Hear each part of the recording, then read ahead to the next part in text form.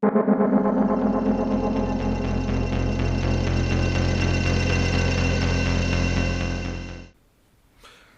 for those of you listening to the audio podcast, we also release the show with video visuals on YouTube. So if you like some pretty pictures to go along with our pretty voices, search for Digital Suffering Podcast on YouTube to find us. Hello, and welcome to episode 11 of the Digital Suffering Podcast. I'm your host, Steven Something. And I'm PhamtomLimb. Hey, normal introduction. Right. Moving swiftly on before my co-host murders me. Our first game is Greedfall. This popped up. We both seem to have heard about this game, but we sort of didn't recall anything until we watched the footage. Maybe it was trauma. It was. No, I don't think it was, because I definitely remember being traumatized by this. Describe the gameplay for the viewers and listeners. It's third-person action-orientated. Looks like a lock-on system where there's hand-to-hand and shooting combat. Would you say it has elements of something like the Soulsborne series? Or... I'd say more The Witcher, I think. Okay. But there seems to also be, annoyingly, a pause mechanic where you can reach into your inventory. So you don't have to be on the run while the monster flails at you and you're desperately trying to get that one thing you need to defeat it. Yeah. Yeah, okay. It makes things easier, I guess. Well, the game itself is set in the 17th century. There's a island gets discovered and several nations race to conquer it. Your character can ally itself with either the natives, which are apparently elves. It's a sort of fantasy as transposed into a 17th century setting, which is kind of unique, I guess. And you can align yourself either with the native elves, or you can join one of the conquering nations and oppress the natives for the people who are into that sort of thing. The sycophants, I think they're called. Sycophants. Is that what the word means? No. It just fits. Okay. Yeah, so there's a lot of magic in what appears to be the opening sequence. Your character takes on a sort of tree creature that shows up at the docks of the island. And your character seems to really be quite proficient in combat and magic as a starter. And Molotov cocktails. And Molotov cocktails, which is a thing. Plus they seem to have, although it's like a flintlock pistol, they don't seem to need to worry about spending the 5 minutes to put in the powder, tamper the powder, put in the pellets, put in more powder, tamp the powder, aim, shoot, repeat process. Clean the fire pan. It's like, wait, I got to reload. You can't attack me yet. Imagine if you have to do that in the pause menu. It's meant to be a dramatic sequence.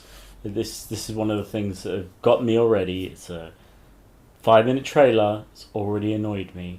So you get off a boat and you're in a dock and you're looking. There's 3 or 4 of what seem to comprise of the main characters. We'll call them the Musketeers, and this tree creature beast bursts out of one of the ships in the dock, out of the hull, and lands in front of you and attacks your party, and one is narrowly missed before the mast of the ship actually falls on the creature. This is all FMV, and stuns it momentarily.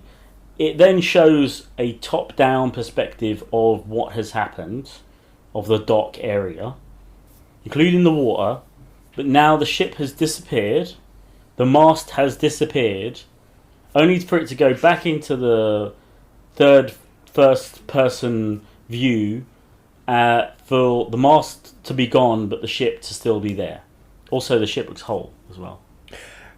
It's CGI, you can easily put these things. To say that it was jarring. Well, the thing was that the main thing that bugged me was just that the mast lands on the creature, and then there's a cut, and when he goes back, the master's completely gone from the area that you're in, and the creature then gets up, and it's like, this thing happened, and now it doesn't matter. But it's. Do you know what this actually reminds me of? Assassin's Creed. No, the Capcom one. There was the expansion called Dark Arisen. What was that? Dragon's Dogma. It's very much Dragon's Dogma. Ooh. Because action element wise, it seems quite similar. Yeah. And also, it seems to be a party. I don't know whether in this video it's human controlled or not. These appear to be AI because they literally perform an action, then they wait until you move on, and then they sort of follow you horde style.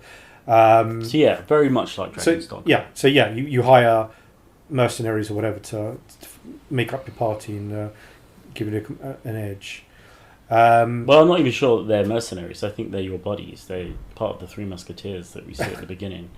Companions. Well, there wasn't. Cool. Isn't. Okay. Yeah, there seems to be a lot of internal pause menu options. I'm not sure what that's all about. Well, it's kind of weird that they don't have more stuff like shortcutted or whatever, that you have to be menu pausing in order to get to stuff like offhand weapons or whatever. Don't you think? Yes. It sort of breaks up the flow a bit more. I don't like the way it breaks up the flow. Yeah, because you can see in the on the corner on the screen, the UI, they do have options for stuff, and it's like, despite that you have a controller filled with buttons, there are not enough buttons for everything you need. There are a lot of icons on the screen and not a lot of explanation. Yeah. Remaining points, 23 skill points. So yeah, there's attributes, there's talents, and there's skill points. Yeah. So there's a lot of... It's got a lot of RPG elements to it. Yeah. Plus, they mentioned that with the, there's... because of the different factions that you can ally yourself with, there's sort of strategy and you can, diplomacy and stuff like that. So assume that you can do like missions for, factions to get yourself in their books and stuff like that. A ranking. Yeah, it looks very nice, I guess. One other thing that it's got very brown palettes. The palette's just overly brown. It's quite dark, yeah. For the most part, and the island. I would hope that for some of the foresty bits, they're a bit more brighter. But even then, the sequence when they're fighting the Wolverines, was it the Tasmanian Devils? Not the cartoon ones, obviously. The forests did seem a bit drab palette-wise. Seems to also, in the RPG way, white gear, green gear, blue gear, and purple gear, obviously denoting how its rarity and stats, I guess. Yeah. RPG tropes. Indeed. Shortcuts to get people into the game faster. Also, not open world. Yeah. Like generated areas where you can accomplish certain story arcs and missions, and then you move on to the next area, was how it was described. Would it benefit from being open world? Does it matter? It's... No, I don't think so. Yeah. I think if it was open world, it'd get caught in the why isn't this an MMO? Why thing? And it doesn't need to be. Yeah, I suppose you'd also have issues with, because of the island, you'd have stitching up the terrain. Whereas if you break it up, you can say, well, we don't need to worry about rendering these mountains because there's something the player can't actually climb or interact with. Instead of giving them, say, right, here's an island, go just wander around, do your thing.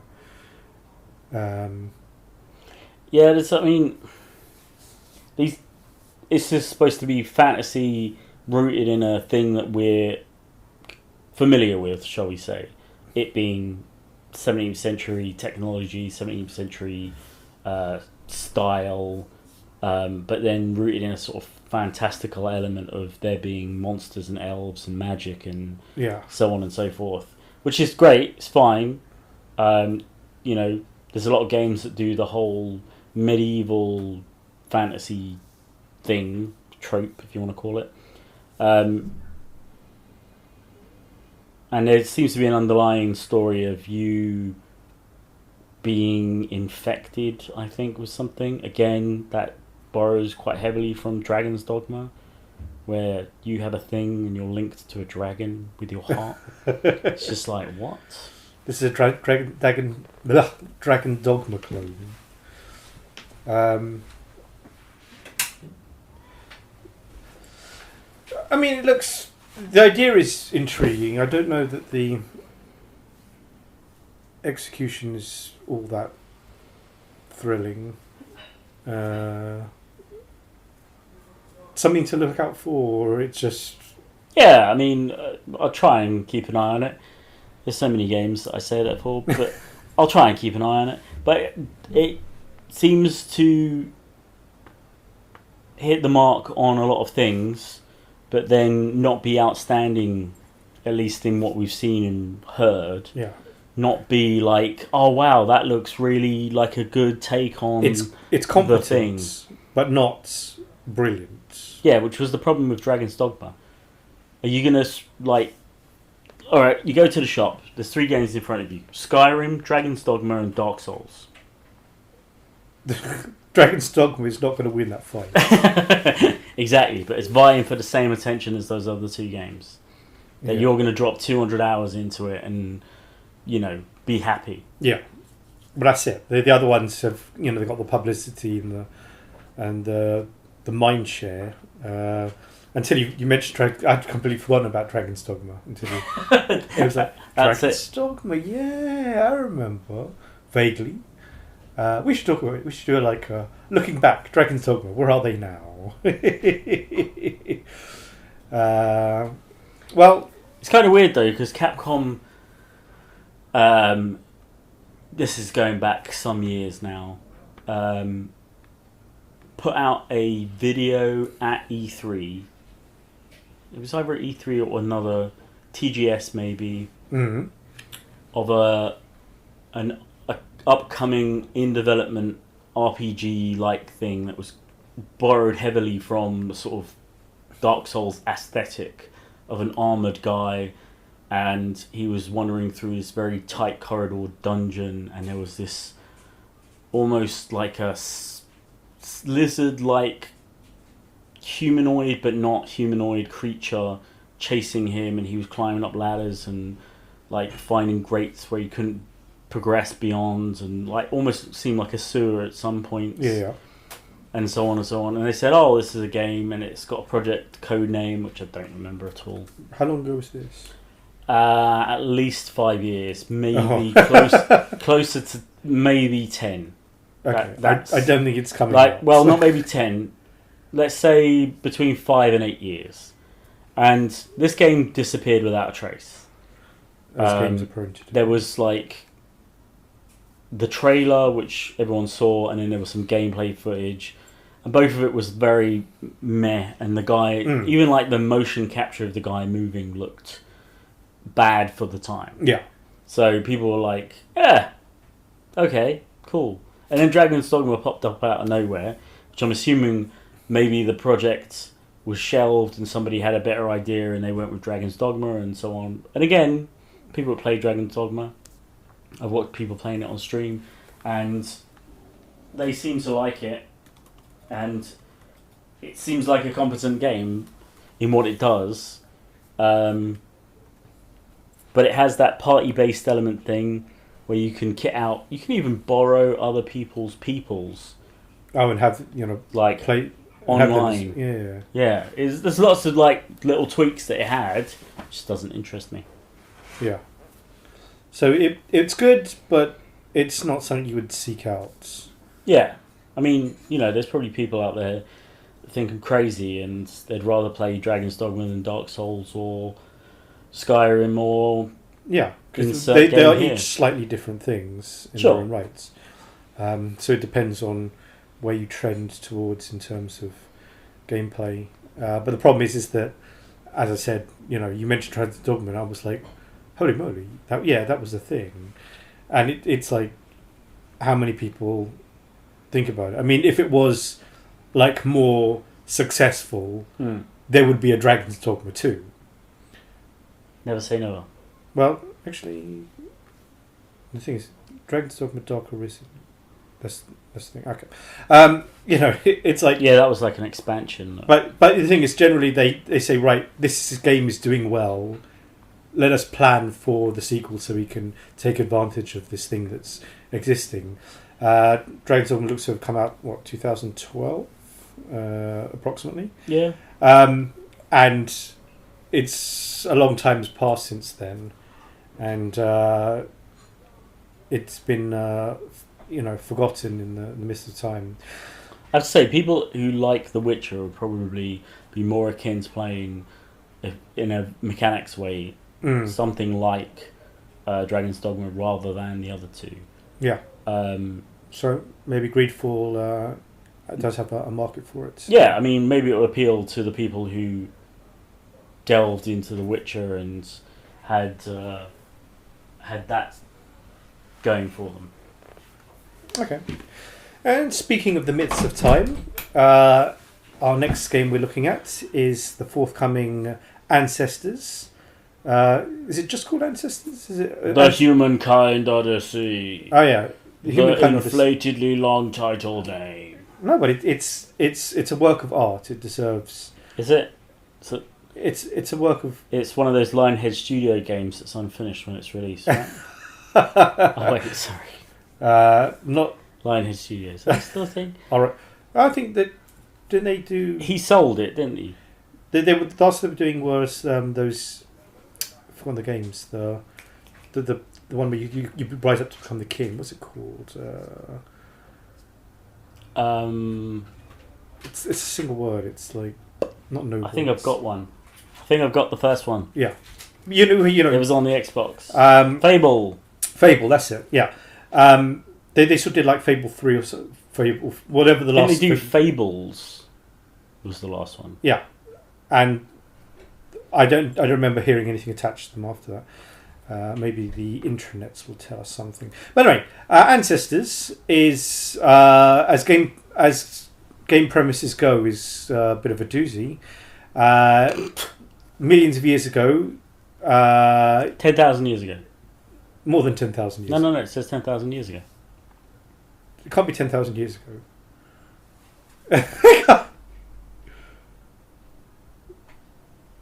If it says 10,000 years ago, I'm going to be like, I'm going to. 10 million years ago, I can accept. 10,000 years is a no, because how long do you think humans have been on Earth? Well, we have human 10 million years ago. Okay. We have artifacts. I ate some zeros. Yeah, we have artifacts from modern humans dating back to like 20, 30,000 years ago. So this is definitely a little bit. No, I wasn't genuinely. I wasn't sure. No, it's fine. When the game was, I suspected you'd misread it, but anyway. And I've lost my train of thought. Right, 10 million years ago, you were a primate back up the family tree. No, I wasn't. I was dead. Well, not you in particular. Well, I'm talking about the royal you, in general. The royal we. The royal we.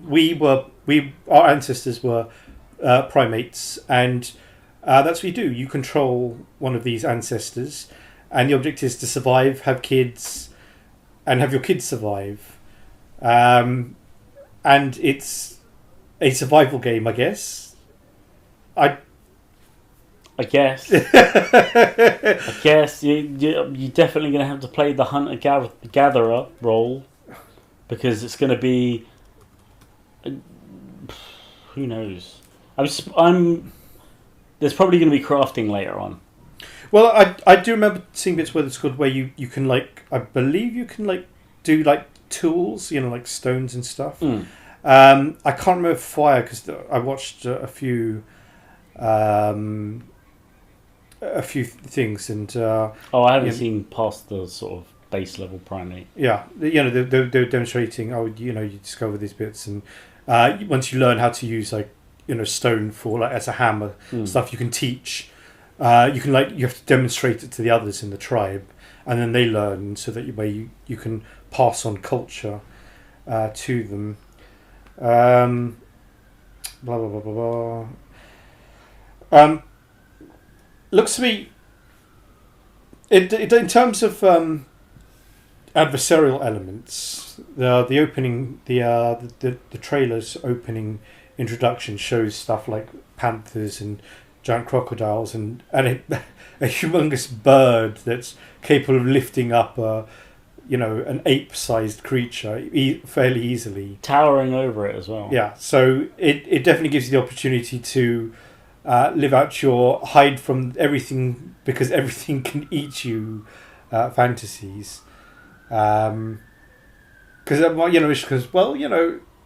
generally humans, the primates are fairly large, so it's like what would you have to be scared of? But in actual fact, there's quite a bit, which is quite good. I'm intrepid about certain elements of this game because I'm sure it was a developer who I saw a snippet of when I was looking at this initially, was saying that you can start as a young ape or a sort of, I suppose, middle-aged, if you want, for want of a better phrase, or an elder ape.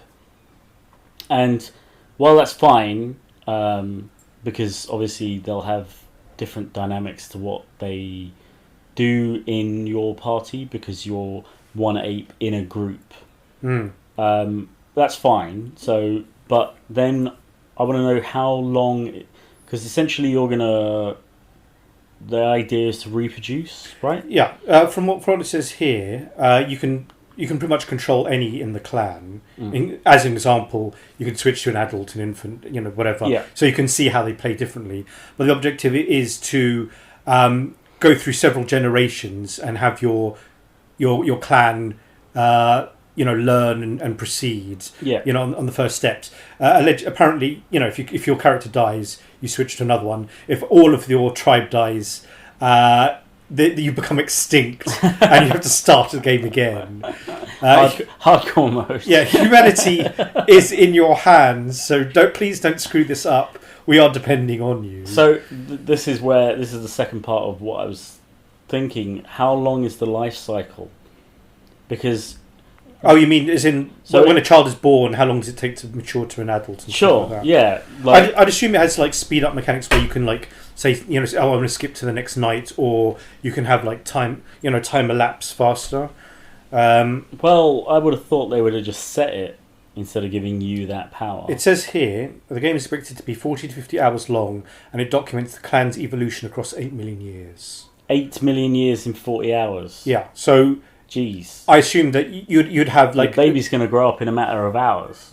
Yeah, you'd either have that or you'd have objectives, and then when you complete a certain number of objectives, like learn how to use stones, then you go, okay, your tribe now, once you've taught everyone, it would skip forward a few things. So right now your tribe's evolved a bit more. Yeah, but you're now hunting with sticks. This is a maybe. Yeah. I want to know exactly how it works. Oh, well, we would need short of playing it. I don't think they've mentioned it, have they? No, but it's you can't, because I'm going to lose my attachment if I name my monkey like they do on the nature programs, which is mental, by the way. It's like the worst thing ever. But then, how do you know which one is which? If they don't. What do you mean? It's because the one I've been playing with for 40 hours. But you won't be playing with the same one. Well, what if I do? Because otherwise, that particular primate will be 8 million years old, which will be a feat in its own right. Let's say from the off, I play with the same ape until he's dead. Yeah. And then I pick one and I play with that same ape. If the game jarringly jumps forward because I learned how to scratch my butt, you lose attachment to your characters because. And then why do I care? It's like, the character you were controlling 10 minutes ago died 50,000 years ago. And here are the great grandchildren sort of thing. Continue. And also, wouldn't that be game breaking because you would just do the action? Maybe, I don't know. It's a bit like Okay, speaking of game-breaking silliness, let's say you were playing No Man's Sky. No Man's Sky. And you did the bare minimum. Okay. Which people have done. Okay. And you headed for the center of the universe. The galaxy, but whatever. I think it's I think it's set within one galaxy, isn't it? I don't know. I'm not sure. I'm not 100%. And you did the bare minimum on each planet, but you just basically forged ahead. Just. You could do the same thing to this. You're not going to get anything out of the game. You're going to be like, now I can learn how to use stick. Now I can learn how to use stone. Yeah, I mean, there are people who... Also, where does this end? Does this get to, like, Denisovans? Or does it, like... the thing is, by the sounds of it, because it mentions the 8 million year time frame, I assume that as long as you have tribe members alive, it will push you forward at some point to the next evolutionary stage. Yeah. To continue the story. So while you survive, the story moves on. Also, it does state you are in Africa, obviously, because the thing is that's where the cradle of humanity. Yeah, exactly. We all evolved from, but I'm assuming you're not going to be able to break out of that continent. I doubt they would give you. I mean, there's no sense an open world. Yeah, is that right? I mean, this is pretty open world already. Here's Pangea. Explore. Yeah. You have literally all the contents of the Earth crammed up against each other, while you've still got some land bridges. Just start because then 8 million years you might need that. the craft a boat, innit? the up on your controller might wear down. This system is no longer supported. Damn it! I've gone through 60 controllers. Yeah, but I mean, like the foliage, the canopies, it looks all very dense and interactive, which is nice. I mean, the way the game looks is fine. There's crazy vignetting on some bits, which I'm assuming is to get video you compression to focus. Yes. Oh, that's right. Yes, that video compression. Sorry, I was not paying attention. I'm assuming it's like you have to be focused. It's like spider sense, but like primate sense. And some of the details of the game have obviously been upped, so other things are lower, but it's to make it work. Like, running water looks like running water, and trees look like trees, but your ape isn't got every single follicle animated. Yeah, but animating, and nor does it need it, because past the first 5 minutes you won't give a shit. Yeah, once you zoom out to actually make it playable, individually rendered hairs are your least concern. Exactly. This is why I always question when people talk about the game and they spend 10 minutes talking about the texture of somebody's nostril hair, and it's like, we have individually texture mapped nostril hairs. Yeah, it's like, and what about the game? Have you put any attention into the game? Well, I mean,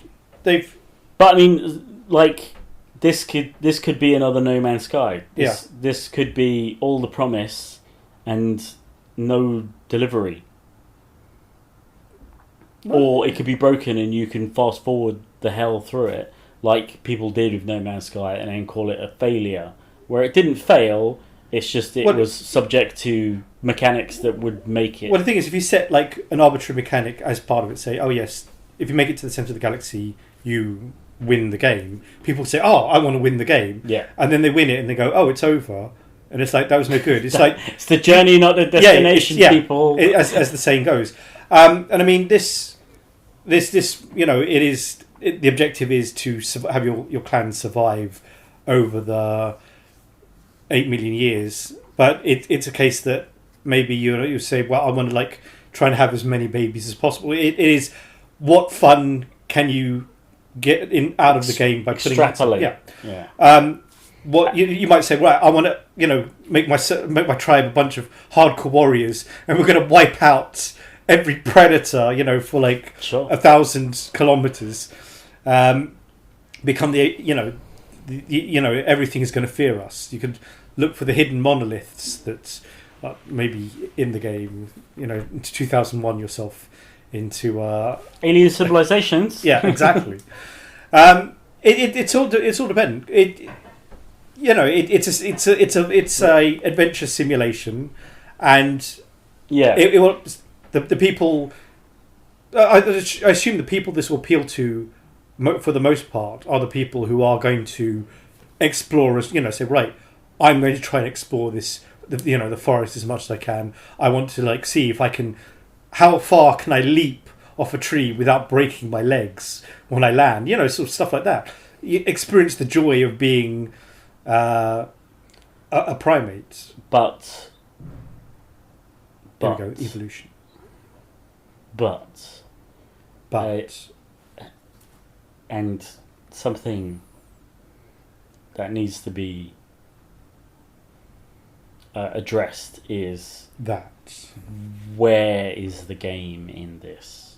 Because this is the whole reason. I know people love survival games but they love the mechanics of it, right? But that fails for me, and this is even more esoterical than that. But that's it. I mean, the thing is, we many times in the show we've come across games where it hasn't appealed to us, but we're not the target audience for this game. No, and probably they're not. Survival games. I mean, they keep making them. Survival games are popular. But people do love them.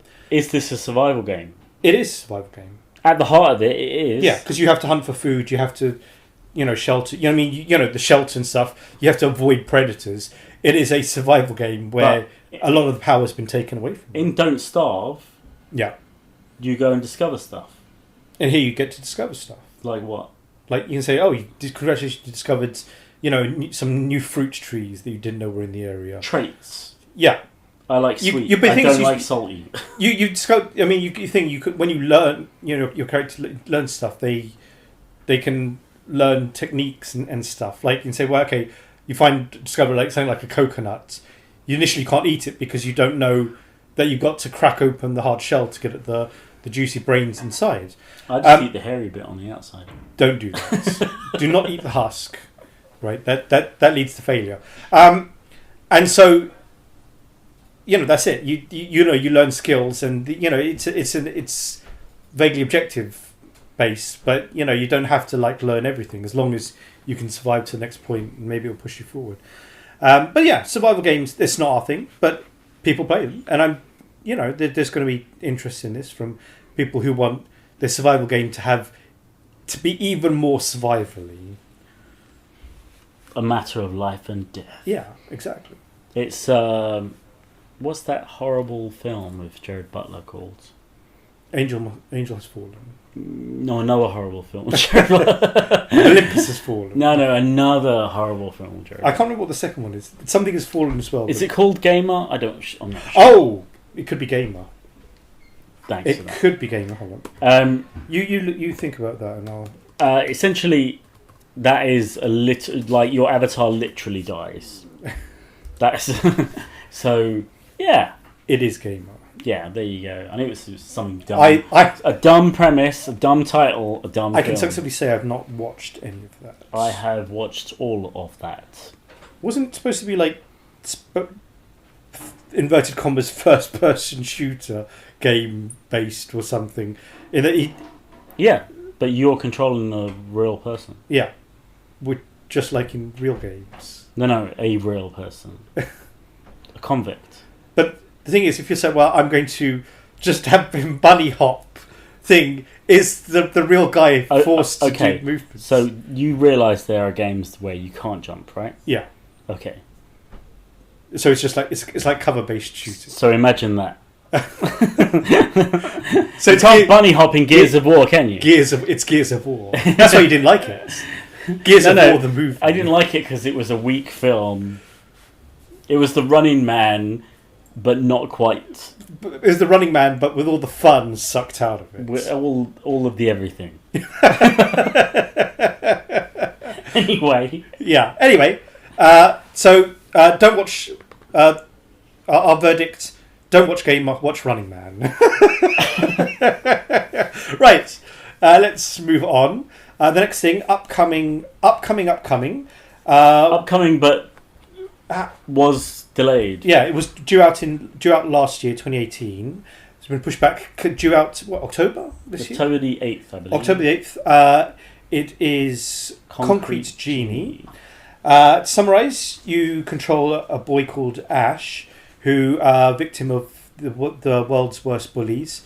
They steal your notebook filled with your drawings, scatter the pages across the town that you live in, and your job is to collect them, which sounds like every 3D platformer from the 90s ever. Yeah. You know, it's like after Mario 64, this is a 3D platform where you Jack and Daxter. Yeah, you jump through levels collecting coins or note pages. The worst premise ever. However, they've spiced it up.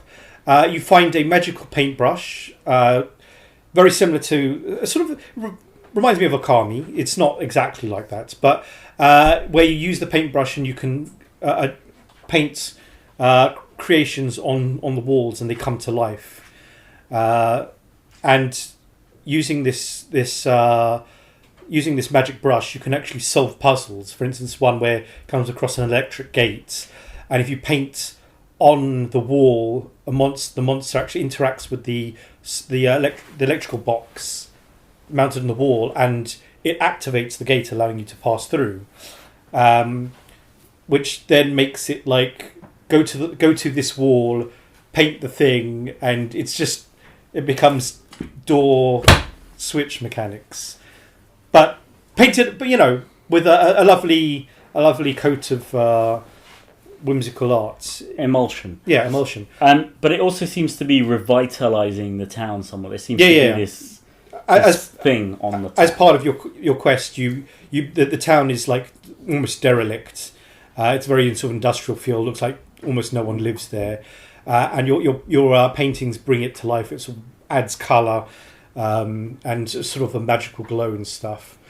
Very much like Okami, where you have to reverse the there's some kind of darkness or something by painting the. Never played it. Okay, but you paint elements in the world and you bring it to life. So it's a very similar thing. However, for the most part, it didn't seem like the things you paint, they only existed as two-dimensional creations mounted on the wall. Although later on in the trailer we watched, they show that at least one of these creations has broken free, and I'm not sure. I think that's part of the darkness that's in the town. Well, the thing is, I don't know.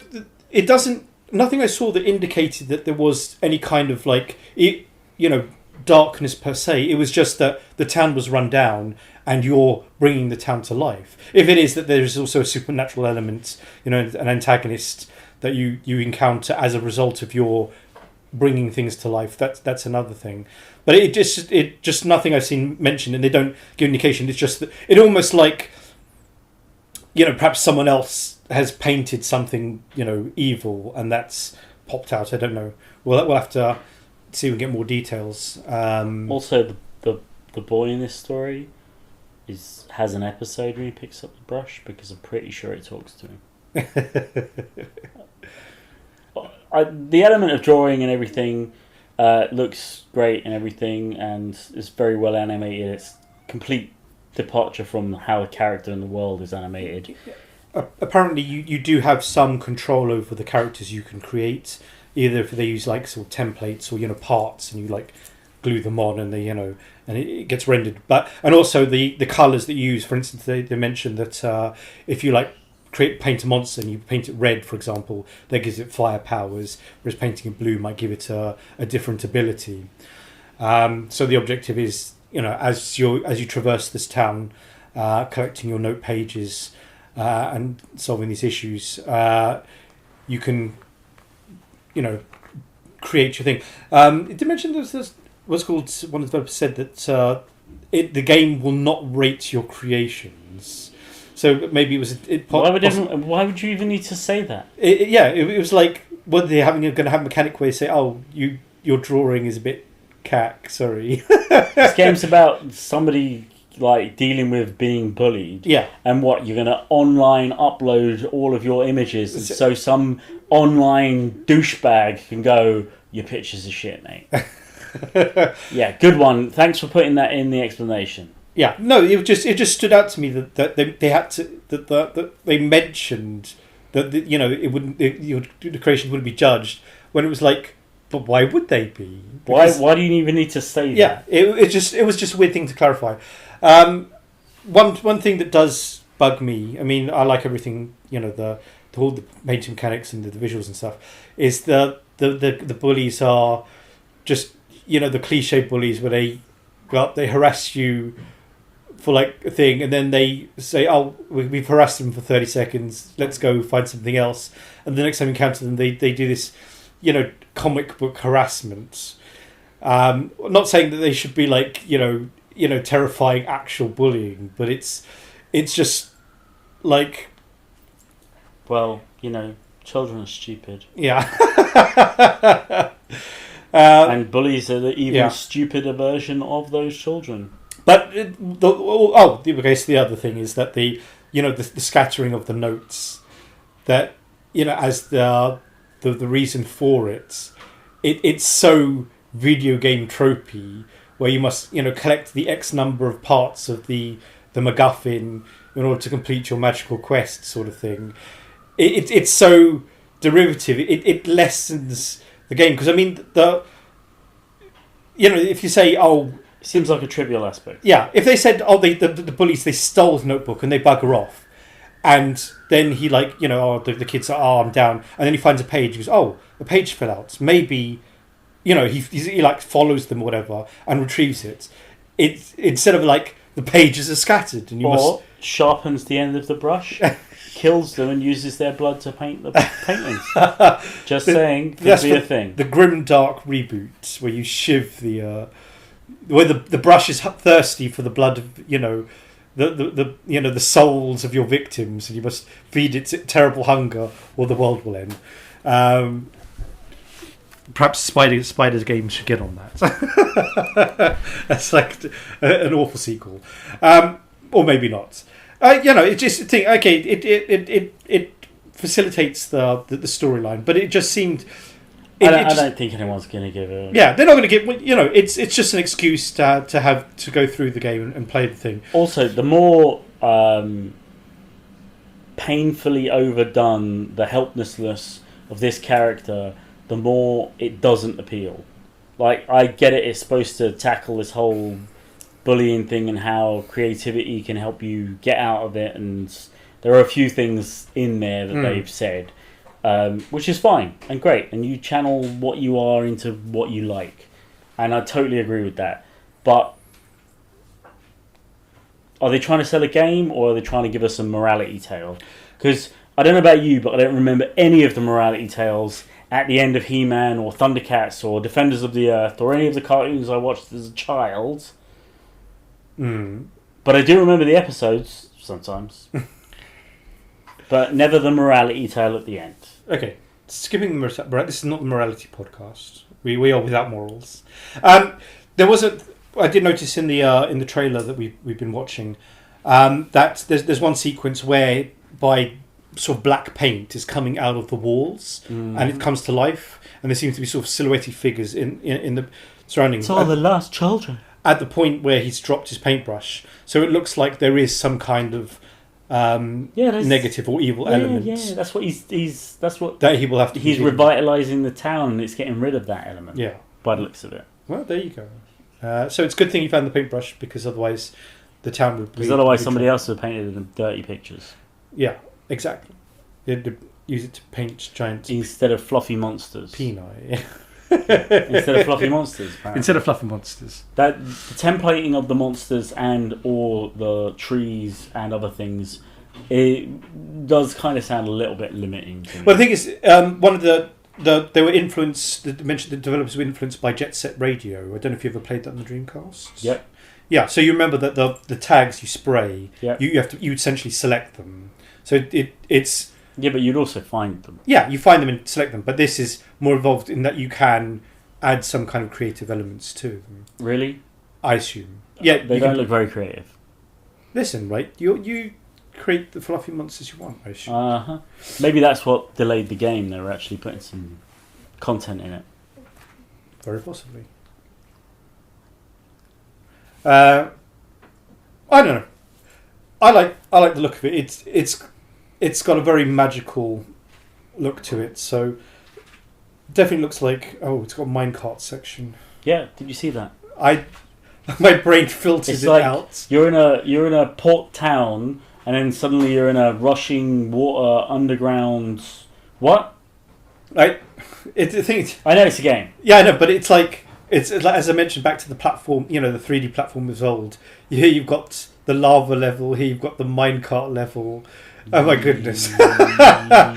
I don't want it to be that kind of box ticking whereby it's like we need variety. Okay, now there's just happens to be a mine with minecarts. I think it's under the town. I think this is going to be more linear than it looks. But the thing is, you can have, like you can have a town and you just have like streets, and then you just railroad them. You like block off areas so that you have to follow. Have you seen God of War? I've watched it, but I've not seen. God of War is as linear as any game can be. Go from one fight sequence to the next one. Yep.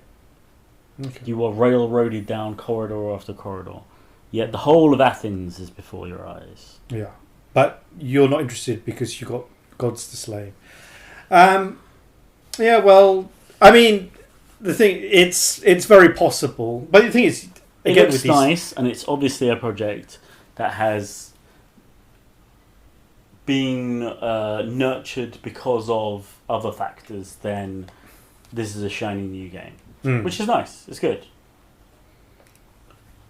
You read how many hours the developer said it was going to last, which is what? Oh yes, a thing that triggered me a little bit. In the according to Wikipedia, it was mentioned 6 to 7, 5 to 6. Something. It was like 5 to 7 hours or something like that. Let's have a look. Or did I lose the page? It was something like it was between 5 to 7 hours gameplay. But they were hoping to add multiplayer elements to it. Multiplayer? What? Rate my picture? That's it. It did get mentioned for a reason. Stupid. Yeah. Anyway. Yeah, like I said, this game better not cost more than £15. Otherwise, no one's going to buy it. It's more of an experience, isn't it? Sure. Yeah, but don't cost more than £15. Because. Like, what was the game? I always go back to this game and I always struggle to remember what it was called. What's the game like? You're a little avatar running around deserts and old broken down temples and things. Journey. There you go.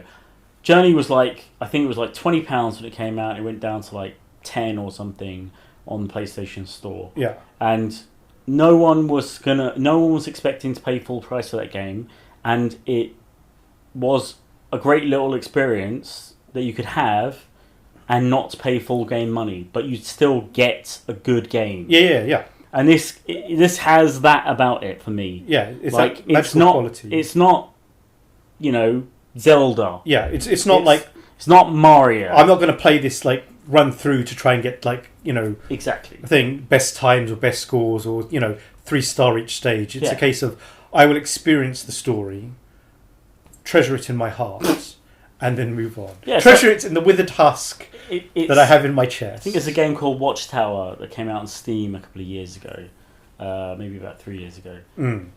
It's got an engaging story. You do engaging things. You wander around this national park, and it's nice. You will never play that game a second time, unless you literally are a goldfish and you've forgotten everything that happened. Or your speedrunner. No, you would not speedrun this game. Should we look up to see if people have speedrun Watchtower? Sure, go for it. Right, you would not speedrun this game, and you would not play it again. It is like reading a book where you do not ever read it again. Which happens a lot, which is why bookshops and charity shops are full of books that people have taken back. So, yeah, I mean, this needs to have the level of... it needs to be in the right category of money in order for it to be played. Because the second a reviewer gets hold of this and goes, I completed this game in 5.5 hours, no one is going to go, oh, I'm going to throw my hard-earned £40-50 at it, because that's how much a PlayStation 4 game costs. I've even seen some that are even more expensive. So yeah, nobody's got £50 to throw at this game. Well, that's it. We can only hope that... Let's manage expectation, please, people. Yeah.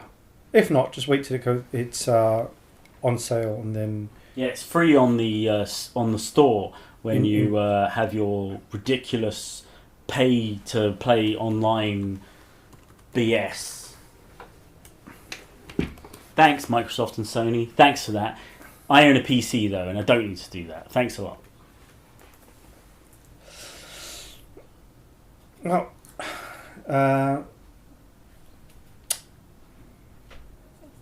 fingers crossed it's a reasonable price. Right, this is something that cropped up on my radar. You also spotted it. I very much like the look of this. 505 Games sent us a review copy. It's coming very, very soon, in the next month or so. Tell me, what is it called? The game is called Indivisible. Indivisible. I was going to say indecisive for some reason. Indivisible. Very anime aesthetic, especially the cutscenes. You control a girl who has... A woman with multiple personality disorder. You control a woman. She has powers. She has the ability to summon sort of creatures, and they aid her in her fight They're not against... creatures, they're people. People, the people impaired, to fight. She's enabled to summon companions. Can't get on with it. What's it called? Who aid her to fight the big bad evil that's, is always here to destroy the world. The traditional thing. Have you seen like the games like Wakfu and stuff like that? The French games, they got it's so anime, the French anime aesthetic. It's a bit of a style. Some of the character designs remind me of things like Wakfu, which I like, but the games are really the way isometric. Like it's like I tried one, and like 5 minutes later I was like, I'm not going to enjoy this. This brings to mind something. I was travelling on the train yesterday and had nothing to do. Yeah. Because I don't play mobile games that often, and I don't own a Switch yet. And this reminds me of something I noticed, especially quite prominently yesterday, when I was just looking over general news and for games, essentially. It seems to be on Steam, everywhere actually, a slew of games, side-scrolling, pseudo RPG platformers. Yeah.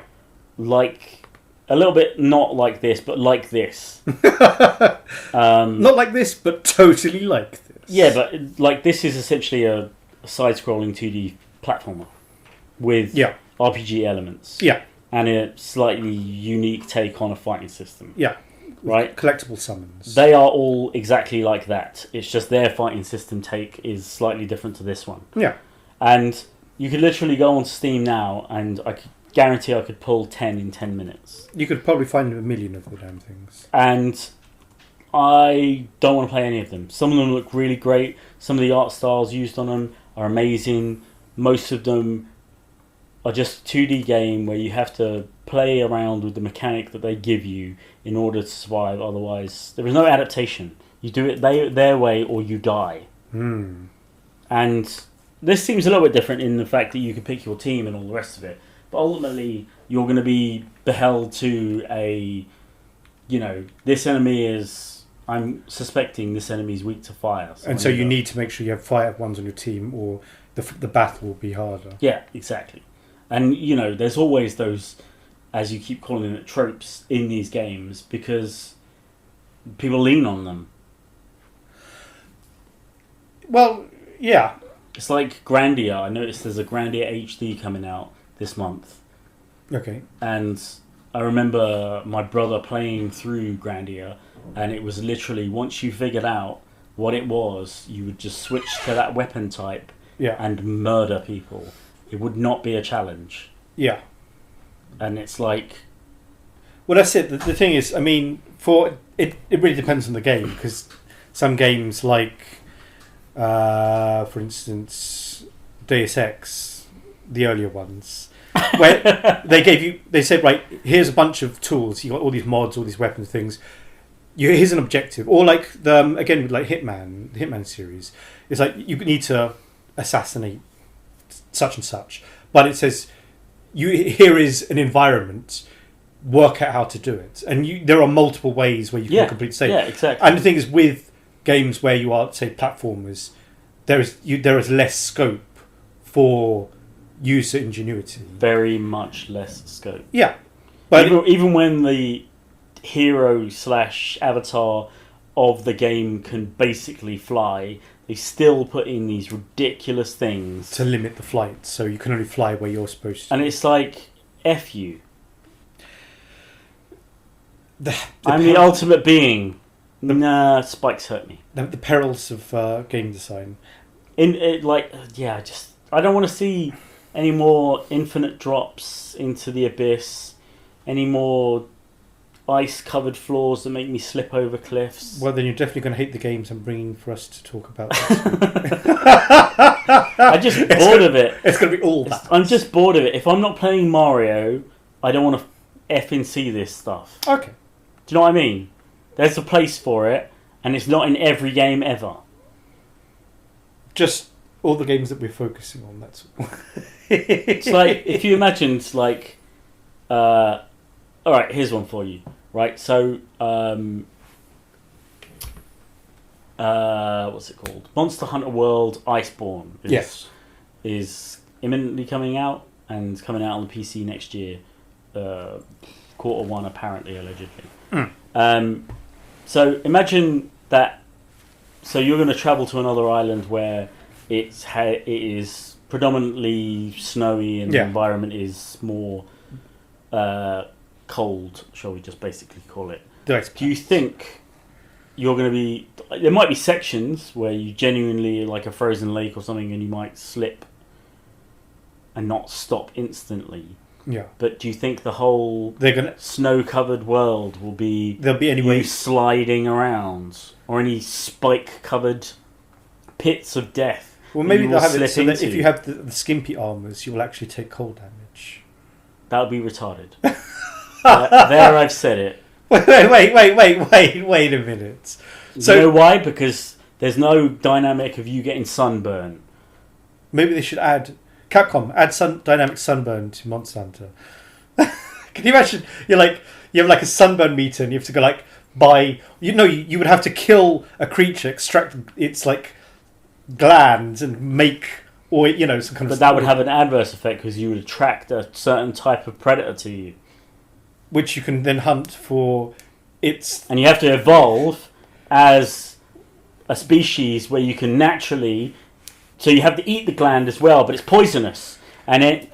Shut up. No. Shut up. This is why you don't that sounds work at Capcom. Like a horrible... Yeah, I don't work at Capcom. Yeah. Awesome. Look. So effing what? Sunburn mechanic, great. Freezing mechanic, great. Neither great. They're horrible. But why not? I assume it has a drowning mechanic, right? No. You know why? Your character just swims. There's no water combat. There's no water. There's no water. There's like one bit of water, and it's like you swim under some tree roots and pop out the other side. Done. So it's just a transition mechanic. Yep. Okay. Capcom, add water monsters. It's what the people are crying out for it. No one's listening to you, by the way. Don't speak about our audience that way. Our non-existent audience. Anyway, my point is that those things are not a thing. Don't make them a thing just to make your bad game have horrible... I don't want to be in the fire level or the ice level or the jungle level. I just want to play a game where it has a varied environment. And fire level and ice level are not, and a jungle level are not varied. They not are even very in the varied. slightest. Not even in the slightest. Listen, I have played many fire levels and ice levels. Yeah. They are all very... Yeah, to your detriment and mine. It was so detrimental that it detrimented you as well. It detrimented your brain cells, clearly. Look, you understand what I'm saying, I right? understand what you're saying. There are tropes and games adhere to them because a lot of the time they are shortcuts for convenience. It is that... Shortcuts. Well...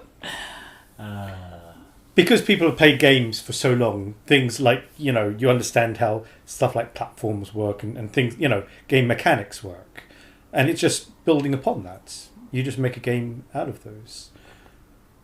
You're thinking of something like what? Super innovative that like doesn't... Half the volcanoes in the world are surrounded by jungles. So it gives you carte blanche to make it a jungle world and then a volcano world. This way you tend to find jungles around volcanoes because the ash is fertile. It's good jungle growth material. Jungle growth. Here's some jungle growth. No. But you would just have one stage where you'd have both. No. Yes. You'd complete the thing and stage transition, then you find yourself... It's like with games where you go into a certain area and it becomes nighttime and you come out of that area and it's daylight. And you can literally just go back and forth. You were playing a long time. It's like in Dark Souls 1 it does that. I mean, Dark Souls 1 is... like, the level design on that is ridiculously amazing. Right? Because it's all one cohesive thing that's linked together. Yeah. And... So I'm not bashing it at all, but it's literally you go into a tower, it's sun shining, you can literally find the sun in the sky. Yeah. You go into this tower, you go down and out another door, and you are in a forest in the nighttime. That sounds like a bad transition. And it's like, why is this part of the forest in night? And there's places where it's always daytime, and it doesn't claim to have a mechanic like that, but. Like I said, I'm not bashing it, but there are certain bits that are always in night and certain bits that are always in day. Any closing thoughts? I hate that question. I'll remember to ask. Any closing thoughts? Yes, games could be better. So there you go. Game developers, you know what to do. The likelihood that I'll play any of these games... What games did we cover? Monkey Game... Indivisible, Concrete Genie... Greedfall. None of them. You're not going to play any of those. The one that I have the most likely to play is Indivisible, which was the last one we spoke about. The one you hated on the most. No, not even. Not even. Right, that's the one, and I would not buy it on Steam. I would buy it, like, if and when I do get a Switch. That would be the kind of game that I would happily dip in. Yeah. Like yesterday when I was on a long train journey. You needed a Switch. I needed something to entertain me, short of falling asleep. Right, that was it. Thank you very much for listening. That was the Digital Suffering Podcast, the podcast where we suffer so you don't have to. Good night. That was the Digital Suffering Podcast. If you'd like to suffer some more, you can find other episodes on Red Circle, Spotify, Google Podcast, Apple iTunes, Stitcher, Radio Public, and SoundCloud. Please like and subscribe everywhere.